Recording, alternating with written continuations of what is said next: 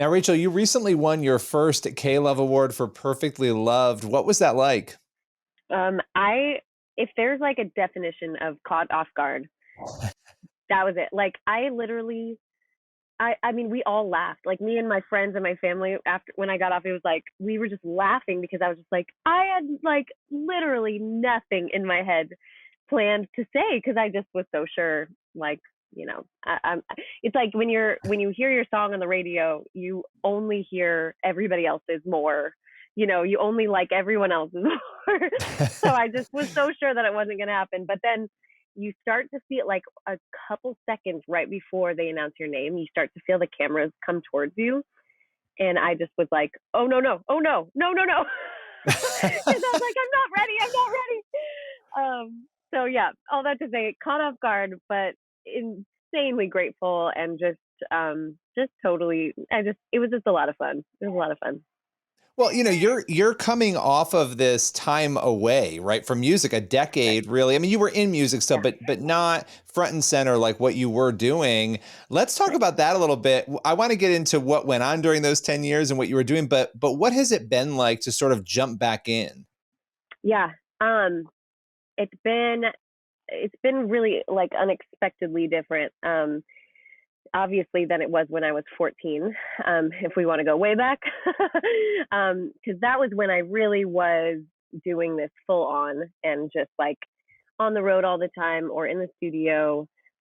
Just kind of this constant like like cycle of being on and as a teenager it was just like I mean, who are any of us, in our heads when we're teenagers? Like it was just a jumbled up, like not mess, but kind of a mess, Yeah, yeah. of like trying to make sense of growing up, getting to know who I am, but also like jumping on interviews and trying to pretend like I know who I am. Trying um, to pretend you have it all together. And what yeah, 14-year-old, what 19-year-old, gosh, right, what right. 22-year-old has it all together? Nobody I mean, does at that age. honestly, I'm 37 now, and no, I don't know either. Right, right. You're still So figuring it out. yeah, exactly, exactly. But now the difference is I know that I don't have it all figured out. So I think that has been the biggest difference is that like I just am able to show up um, in an honest way and in a way where I don't have to put anything on. I don't have to feel like um, I have to strive for like everyone's acceptance and everyone's love, and there's much more peace, inside, and a lot more just knowing that I'm enough, no matter what, no matter what happens. And so, being back in it, to answer your question, has been like really sweet and redeeming, and refreshing, and yeah, I'm just having a blast. Yeah, that's amazing. And when you made that choice to sort of say, and I would imagine there was probably some burnout after all the years of being on the road. And I mean, Yeah. really, you were incredibly popular at the time, going through all of that and then growing up in it. Was it a hard decision to make, when you made that choice to say, I'm going to step back? Did you know it was going to be 10 years? I'm just sort of curious about your mindset at that time. Yeah, so am I. There were a lot of people that were like, "Are you sure? Do you know what you're doing?" And I don't think I really did. I just knew that I needed to find peace, and I knew it wasn't there. So I knew that God was in it, and I knew that I was not not going to be alone, whatever I decided to do. But it was definitely like a total leap of faith. I was 21ish, and it was the time when like a lot of my friends from high school were like just stepping into what they wanted to do for the rest of their lives. And for me, I was stepping out of what I thought I would be doing for the rest of my life. And so for me, it was like I didn't know what I didn't have any plans. I wasn't it to me. It wasn't like a hiatus. It wasn't like a sabbatical. Like it was just a straight up like I don't have peace right now. I feel very anxious. I feel very lots of pressure. I don't know what my voice is, what their voices are, what God's voice is. I can't tell any of it apart. It just was time. And so when I stopped, yeah, I literally was like, I don't know what's next. I know the first thing I did was become a nanny. I was like, I'm That's gonna awesome. go do something that most kids were probably doing when they were teenagers, like babysitting. So I was just like, I need to hang out with some kids and just kind of do the opposite of what I've been doing. Um, so yeah, in all of that, in all those years, there's been a lot of saying yes to a lot of weird, random things, and a lot of more recently, a lot of saying no to things. And so it's just been, yeah, it's been a really wild 10-ish, 20-ish years. It's amazing. I mean, what and here you are again, you have this piece and that's incredible because that word came up a couple of times here. It came up when you were talking about obviously being young and looking and realizing you didn't have that, but now having that, being back in music, diving back in and again winning that award, it must have felt really kind of amazing and cool after all of that. But what would you say God has shown you most during that time, just sort of coming Yeah. out of it now and reflecting? Yeah, I think one of the things that got restored a lot in that time was my the gift of music, the like the gift part of it. I think I realized what I used to love, what used to give me like peace when I was so young, so small, before I even realized that there are careers out there to sing for the Lord.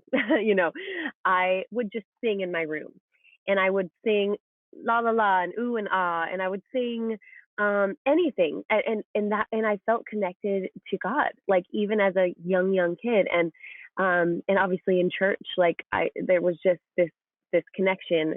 And when I realized that there was something there, and like there was like a gift, I was like, this gift, like we don't give gifts to people and expect them to go share it with all their friends. We give it to them so that they can like enjoy it and think of you, when you are using it. And so I think that got restored for me, like in the time to be like, I can sing, I can love music, and that can be totally enough, like in my own house. you know I can just sing and just enjoy music, just to spend time with God, and not have this big pressure to like go change the world with it, honestly. Yeah. So, Yeah. um, and I feel like because of that, because I know that now, because I know that He doesn't need me to do anything. He doesn't need, there's I'm a piece of this puzzle, but he doesn't need me. He just wants me to participate in in the big plan. And so I feel like because of that, I've been freed up to just enjoy it, to spend time with my family, to spend time with my friends, to not take the songwriting too seriously, not take any of it too seriously, and just hold it loosely and spend time with people, and be filled by that. And yeah, I think that that's why it's been such a peaceful time, and such like a um like I can, I enjoy it now. It's not just like this rat race. Yeah, and not having that responsibility, which I imagine was on you. You were talking earlier just about, feeling like you have to have it all together. People are looking at you right on this big stage and you're young and there's no freedom in that. I would feel like, at least from my perspective, at moments to make mistakes or not know something, just having that lifted Yeah. off and being able to really just enjoy the music and where God wants you instead of focusing on all that.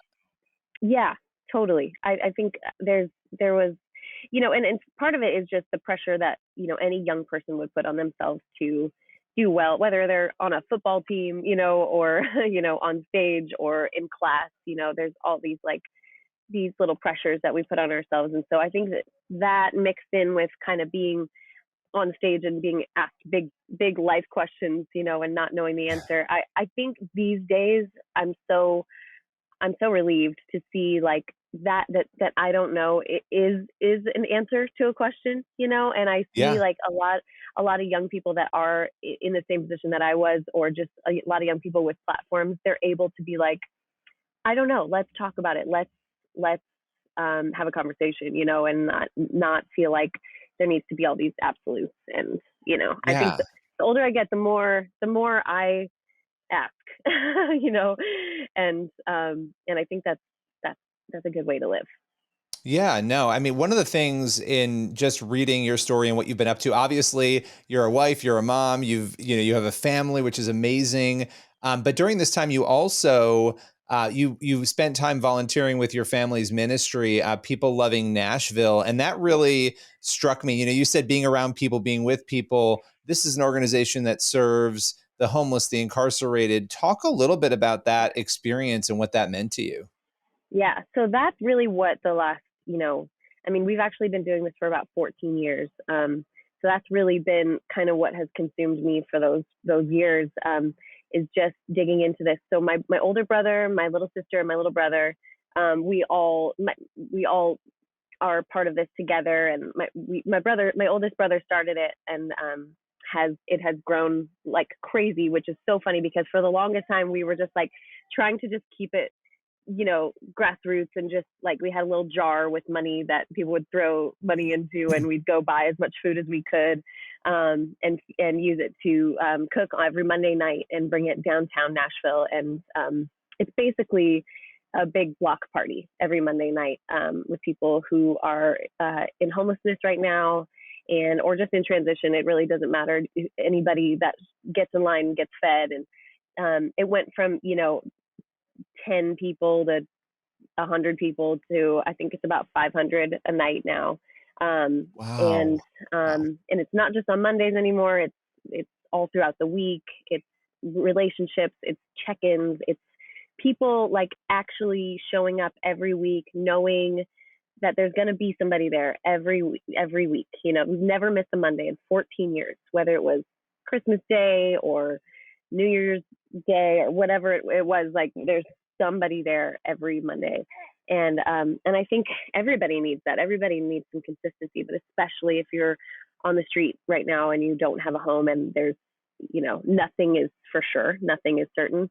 So to have a place where people can go that they know somebody will be there, is, it's just been this life changing, thing for so many of us, whether we're being served or we're serving.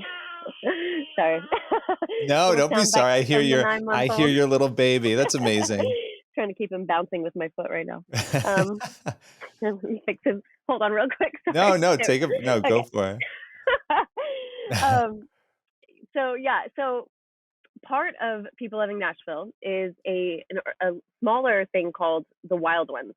And that is a program that we were doing in the women's prison. And we were teaching about the wild ones of the Bible. We were teaching about the wildest one being Jesus, and about this, about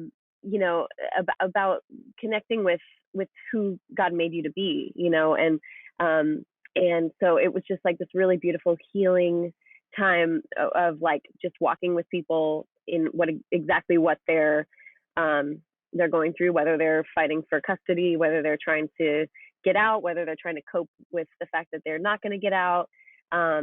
It's it's just showing up, again, it's just showing up for people. And that actually is the reason why I wrote Perfectly Loved. And that's really the whole reason why I'm doing music again, because when I wrote Perfectly Loved, I was not planning on doing music ever again.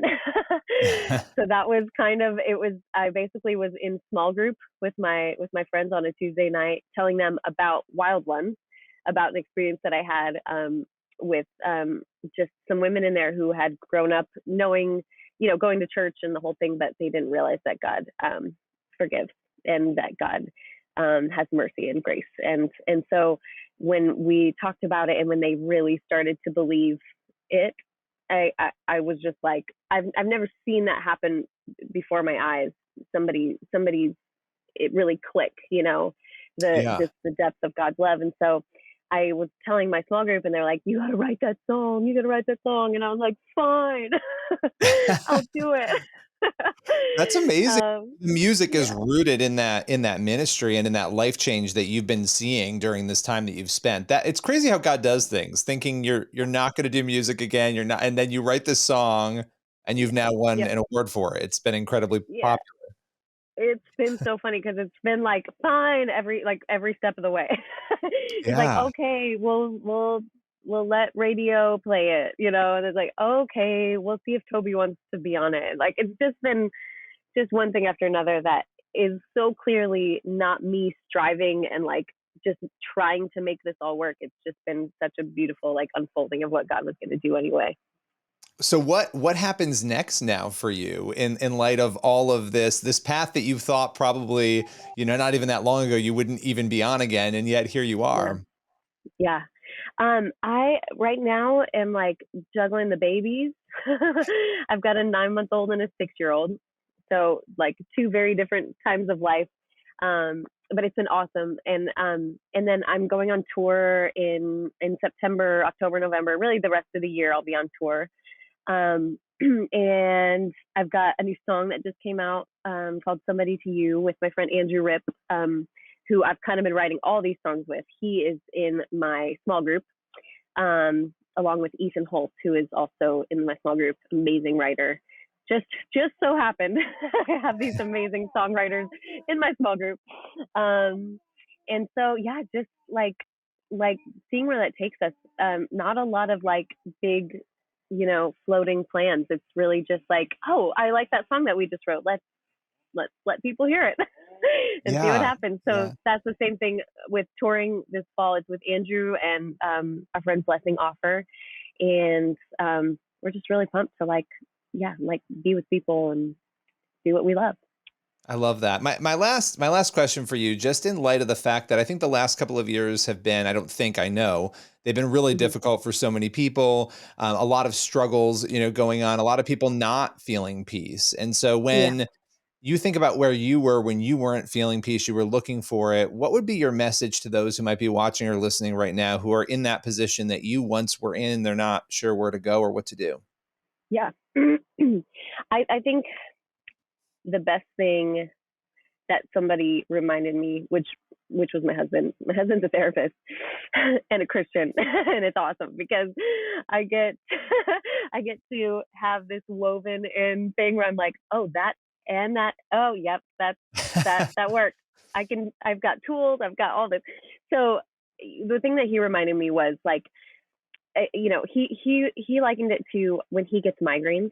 So he gets like these really bad migraines, and when he gets them, he used to just like fight them and just like take, like the medicine and like just find this way to like fight it off.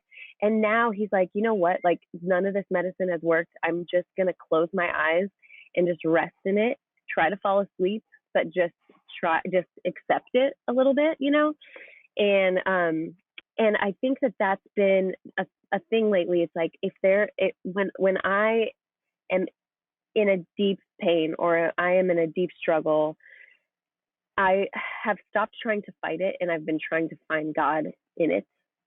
And then we climb out together. We find peace together. Rather than be like, oh, here it comes, like swat it away. Like pain is part of life, and I think if the more that I've let myself be like, okay, this is where we're going right now. God, I need you. I know these things are true about you. I know these things are true about life and your power and miracles and all of the above. Like I will lean into all of that stuff, but I gotta find God at the bottom as much as I find him at the top, and and make sure that I'm not trying to do it alone, and Yeah. and yeah, I think I would like to be like, that is not like you just swat that thing away. You just take some medicine and swat it away. But I think that God has a lot to teach us, and he taught a lot of people in the Bible in the desert in a really crappy place, Yeah. um, Yeah. You think with a about lot Paul of never hunger. getting relief from whatever he was dealing with, right? I mean, you think about that too, Right? having to lean into that because there wasn't relief coming, as far as we know, from what we Yeah. read. So that's Yeah. incredible. What a journey you have been on these last, I guess decade and a half, really. And I Yeah. appreciate you sharing it with us today. Yes. Thank you so much. Thanks for having me.